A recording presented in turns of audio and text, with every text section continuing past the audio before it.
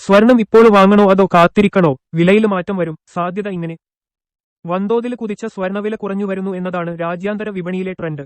വില ഉയർന്ന നിരക്കിലെത്തി എന്ന് കണ്ട നിക്ഷേപകര് കൂട്ടത്തോടെ വിൽക്കാന് തുടങ്ങിയതാണ് സ്വർണവില കുറയാൻ ഒരു കാരണം.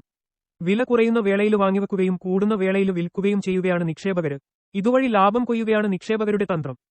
ഇതുവരെ സ്വർണത്തിന് ഏറ്റവും ഉയർന്ന വില രേഖപ്പെടുത്തിയത് കഴിഞ്ഞ മാസം 22-നാണ്.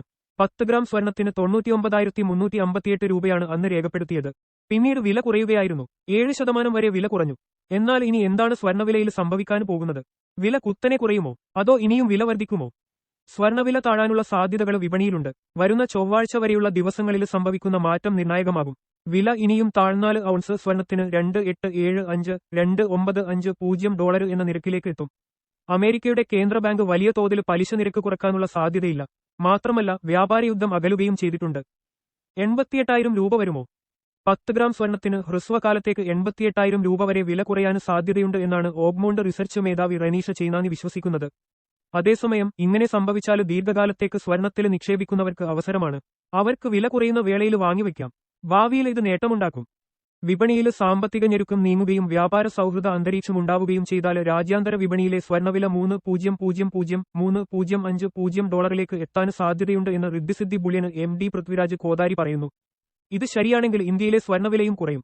നിലവിൽ രാജ്യാന്തര വിപണിയിൽ വില $3,200 അടുത്താണ്. അമേരിക്ക തുടങ്ങിവച്ച വ്യാപാര യുദ്ധം ഏകദേശം തീർന്ന മട്ടാണ്. ചൈനയുമായി രമ്യതയിലെത്തിയിട്ടുണ്ട്. മാത്രമല്ല അമേരിക്കയും ബ്രിട്ടനും വ്യാപാര കരാർ ഒപ്പുവയ്ക്കുകയും ചെയ്തു. അമേരിക്കന് ബാങ്ക് പലിശ നിരക്ക് കൂട്ടിയിട്ടില്ല. ഡോളർ കരുത്ത് കൂട്ടുന്ന സാഹചര്യമുണ്ടായാൽ ഇനിയും സ്വർണവില കുറയും. എന്നാൽ ഡോളറിന് വിപണിയിലുള്ള അപ്രമാദിത്വം ഇല്ലാതാകുമോ എന്ന ആശങ്കയും പങ്കുവയ്ക്കുന്നവരുണ്ട്. വീണ്ടും പ്രതീക്ഷ. റഷ്യയും യുക്രൈനും തമ്മിലുള്ള യുദ്ധം അവസാനിപ്പിക്കാൻ ശ്രമം തകൃതിയാണ്. വത്തിക്കാനിൽ ഇത് സംബന്ധിച്ച ചർച്ചകൾ നടക്കുമെന്നാണ് റിപ്പോർട്ടുകൾ. ഈ പ്രശ്നം കൂടി അവസാനിച്ചാൽ വിപണി കൂടുതൽ സജീവമാകും. ഇന്ത്യയും പാകിസ്ഥാനും തമ്മിലെ യുദ്ധത്തിന്റെ സാധ്യതകൾ നീങ്ങിയതും വിപണിക്ക് പ്രതീക്ഷയാണ്. അതായത് ആശങ്കയുള്ള എല്ലാ കാര്യങ്ങളും നീങ്ങുകയും നിക്ഷേപകർക്ക് പ്രതീക്ഷ വർദ്ധിക്കുകയും ചെയ്യുകയാണ്. വിപണിയിൽ ആശങ്കയുണ്ടാകുമ്പോൾ സുരക്ഷിത കേന്ദ്രം എന്ന നിലയിലാണ് നിക്ഷേപകർ സ്വർണം വാങ്ങിക്കൂട്ടുക. അപ്പോഴാണ് സ്വർണത്തിന് വില കൂടുക. വിപണി സാഹചര്യം മെച്ചപ്പെടുകയാണെങ്കിലും മറിച്ച് സംഭവിക്കും. അതുകൊണ്ടാണ് ചുരുങ്ങിയ കാലത്തേക്കെങ്കിലും സ്വർണവില കുറയുമെന്ന് വിദഗ്ധർ പറയുന്നത്. എന്നാൽ ദീർഘകാലത്തേക്ക് വിപണിയിലെ മാറ്റങ്ങൾ പ്രവചിക്കാൻ സാധ്യമല്ല. കേരളത്തിൽ ഈ മാസം ഒരു പവന് രേഖപ്പെടുത്തിയ ഏറ്റവും ഉയർന്ന നിരക്ക് 73,040 രൂപയാണ്. കുറഞ്ഞ നിരക്ക് 68,880 രൂപയും.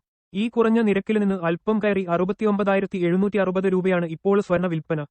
വില കുറയുന്ന വേളയിൽ ആഭരണം വാങ്ങാൻ താൽപ്പര്യപ്പെടുന്നവർ അഡ്വാൻസ് ബുക്ക് ചെയ്യുന്നത് നല്ലതാണ്.